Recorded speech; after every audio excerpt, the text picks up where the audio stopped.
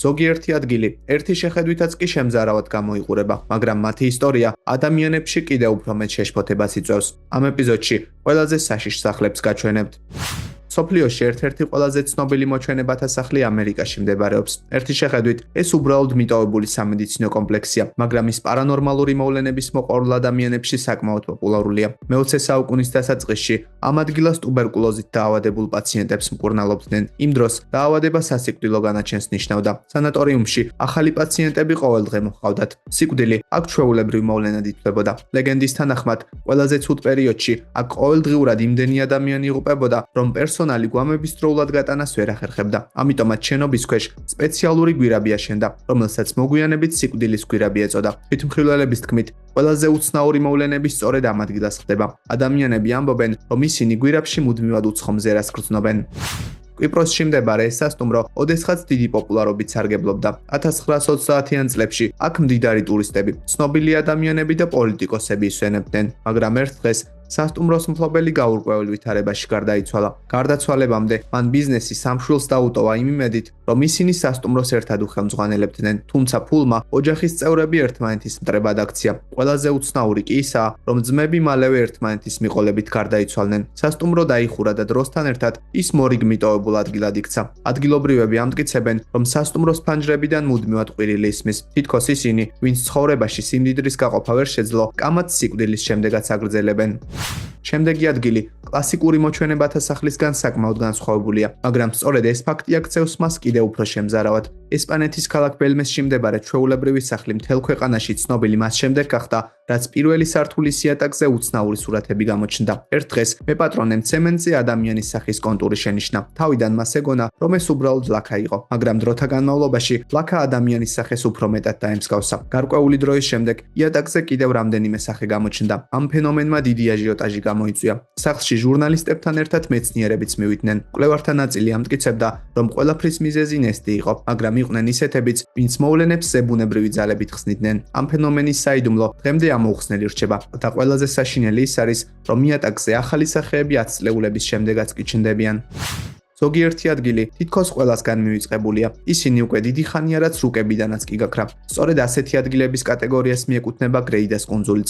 ატლანტის ოკეანეში მდებარე ამ მცირე ზომის კუნძულს გარს მუდმივად ნისლი აკრავს. კუნძულზე მიტოვებული შუქურა დგას. სწორედ ამ შუქურას უკავშირდება კუნძულის საშინელი საიდუმლოც. ძველი ისტორიების მიხედვით, მე-19 საუკუნეში კუნძულთან ახლოს გემი ჩაიძირა. ამ შემთხვევას ცოცხალი მხოლოდ პატარა ბავშვი გადაურჩა. ლეგენდის თანახმად, დაღუპულებს შორის ბავშვის დედაც იყო. მისი სული კუნძულზე სამუდამოდ დარჩა. ამბობენ, რომ ქალი საკუთარ შვილს ისევ ეძებს. კუნძულის სტუმრები ამტკიცებენ, რომ ღამით მათ მუდმივად ქალის ტირილი ესმით, მაგრამ ამ ისტორიაში ყველაზე უცნაური ორი შუქურის მცველის ამბავია. 1969 წლის ზაფხულში ისინი უკვალოდ გაქრნენ. ერთ-ერთი გემის ეკიპაჟმა აღმოაჩინა, რომ შუქურის კარი შიგნიდან იყო ჩაკეტილი. როდესაც ისინი შენობაში შევიდნენ, მათ დაინახეს, რომ ნივთები თავის ადგილას ეწყო, თუმცა ადამიანები არსად ჩანდნენ. სკეპტიკოსები თვლიან, რომ მცველები ძლიერი ქარიშხლის დროს ზღვაში დაიღუპნენ, მაგრამ რაც არ უნდა იყოს, ეს კუნძული რჩება ადგილად, რომლის საიდუმლოს ამოხსნაც არავის შეუძლია.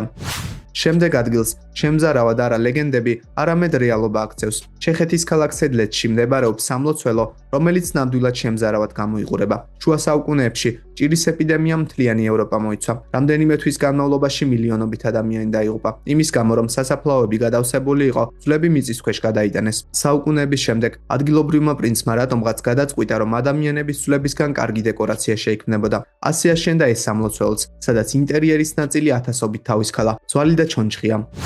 ზოგჯერ საშიში ისტორიები არა რაიმეზე ბუნებრივს, არამედ საკმაოდ ბუნებრივ მოვლენებს უკავშირდება. მექსიკის ერთ-ერთ სოფელში ადამიანები მშვიდად ცხოვრობდნენ. ისინი საკუთარ ფერმას უვლიდნენ და თავისუფალ დროს ქვისგან აგებულ ძველ ეკლესიას სტუმრობდნენ, მაგრამ 1953 წლის ერთ დღეს ადამიანების სიმშვიდე მოულოდნელად ქაოსით შეიცვალა. მინდვრების შუაგულში ბზარები გაჩნდა და მალევე ვულკანიც ამოფრქვა. ამოფრქვევა იმდენად ძლიერი იყო, რომ ლავის ნაკადებმა მთელი სოფელი გაანადგურა. სტიქიას მხოლოდ ძველი ეკლესია გადაურჩა. ლავამ თითქოს მას გვერდი გამიზნულა დაუარა. ეს ადგილი სასწაულის სიმბოლოდ და ამავდროულად გაფრთხილებად იქცა. ადგილობრივები თვლიან, რომ ვულკანს ბოროტი სული მართავს. წელიწადში ერთხელ ეკლესიის ეზოში ადგილობრივები იკრიბებიან და ლოცულობენ, რომ ვულკანი აღარასდროს ამოიფრქვეს.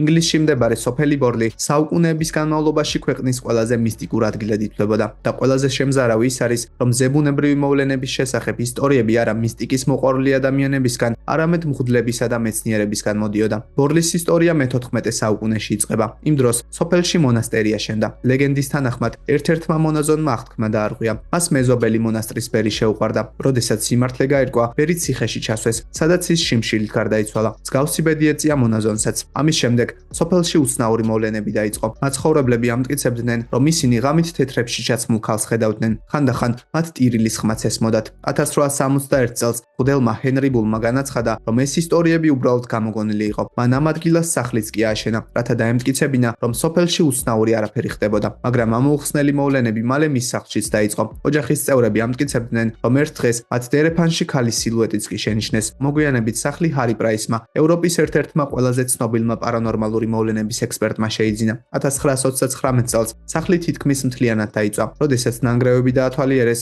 სარდაფში ადამიანის ძვლები იპოვეს. პრაისი დარწმუნებული იყო, რომ ეს ძვლები საუკუნეების წინ გარდაცვლილ მონაზონს ეკუთვნოდა. მან ძვლები ქრისტიანული წესების მიხედვით დაკრძალა იმ იმედით, რომ ქალის სული სიმშვიდეს საბოლოოდ მოიპოვებდა.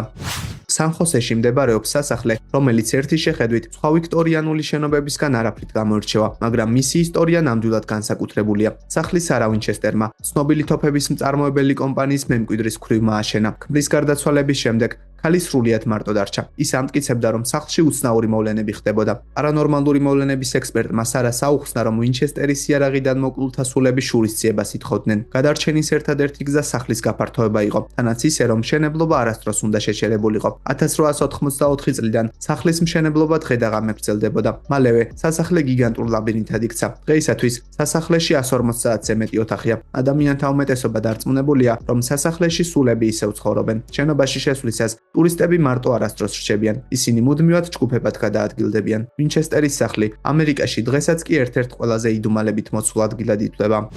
1852 წელს ინგლისის ქალაქ ლინკოლნშირში წმინდა იოანეს თავშესაფარი გაიხსნა. კლინიკაში ძირითადად ფსიქიკური აშლილობის მქონე ადამიანები ცხოვრობდნენ. იმ დროს ასეთ ადამიანებს არ მკურნალობდნენ. მათ უბრალოდ საზოგადოებისგან მაქსიმალურ იზოლაციაში ამყოფებდნენ. პერსონალის მიერ პაციენტები არა ადამიანებად, არამედ კედლებს მიღმადამალულ პრობლემებად აღიქმებოდნენ. წლების განმავლობაში კლინიკაში მცხოვრები პაციენტების მდგომარეობის შესახებ უამრავ საშინელ ისტორიას ყვებოდნენ. 1989 წელს კლინიკა დაიხურა, მაგრამ როდესაც მუშებმა ავეჯისა და აპარატურის გატანა გადაწყვიტეს, ამოუხსნელი მოვლენები დაიწყო. მათ განაცხადეს, რომ შენობაში მუდმივად გაურკვეველი ხმები ისმოდა. არადა წესით, იმ დროს კლინიკის ტერიტორიაზე მათ გარდა არავინ უნდა ყოფილიყო. დერეფანში ისინი გაურკვეველ ჩრდილებსაც ხედავდნენ, მაგრამ უცნაური მოვლენები ამით არ დასრულებულა. გამლელებს კლინიკის ფანჯრებში ცეცხლის ალი ხშირად შეუნიშნავთ, მაგრამ ადგილზე მისული მეხანძრეები ცეცხლის კვალს ვერ სათბოულობდნენ. თუმცა ზოგიერთმა მეხანძრემ განაცხადა, რომ შენობაში უცნაური მოციმციმე შუქები მათაც შენიშნეს. კლინიკა დღემდე მიტოვებულია და მას ადგილობრივი მოსახლეობა ყოველთვის თავს არიდებს.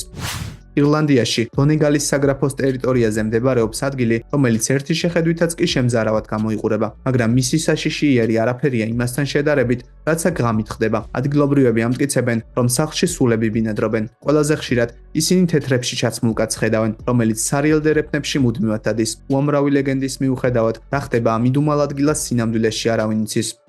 ლოფტუს ჰოლი უზარმაზარი ისტორიული სასახლეა, რომელიც ირლანდიაში, ვექსფორდის საგრაფოში მდებარეობს. სახლის ისტორია შუა საუკუნეებიდან იღებს სათავეს, მაგრამ მან სახელი მე-17 საუკუნეში მას შემდეგ გაითქვა, რაც ის ლოფტუსების ოჯახის საკუთრებაში გადავიდა. ლეგენდის თანახმად, ერთ ღამეს ძლიერი ქარის დროს უცნობმა სასახლის კარზე დააკაკუნა. ის ქარიშხლისგან თავშესაფარს ეძებდა. მეპატრონეებმა უცნობი სახლში შეუშვეს და სერ ჩარლზ ტოტენჰემმა მოგვიანებით ის ოჯახთან ერთად კარტის სათამაშოდაც კი მიიწვია. თავდაპირველად ყველაფერი კარგად მიდიოდა, მაგრამ როდესაც სახლის მეპატრონის შვილი იატაკზე დავარდნილი კარტის ასაღებად დაიხარა, მან დაინახა, რომ უცნობს ფეხების მაგივრად შლიქები ჰქონდა. აღმოჩნდა, რომ სტუმარი არა ადამიანი, არამედ ეშმაკი იყო. ადგილობრივებს სჯერათ, რომ ეშმაკი სასახლეში მუდმივად ბრუნდება. ლოფტუს ჰოლის სტუმრებს შენობაში ყოფნისას მუდმივად შიშისა და პანიკის განცდა ეუფლებათ. ერთ-ერთმა სტუმარმა სასახლის ფანჯარაში სილუეტებიც კი შენიშნა. არადა წესით, იმ დროს შენობაში არავინ უნდა ყოფილიყო.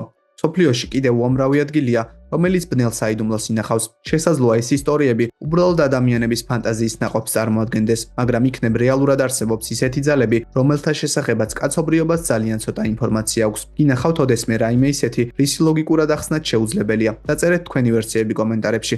ხოლო თუ მოგეწონათ ვიდეო, მისი დალაიქება და არხის გამოწერა არ დაგავიწყდეთ, რადგანაც წინ კიდევ მრავალი საინტერესო ეპიზოდი გელოდებათ.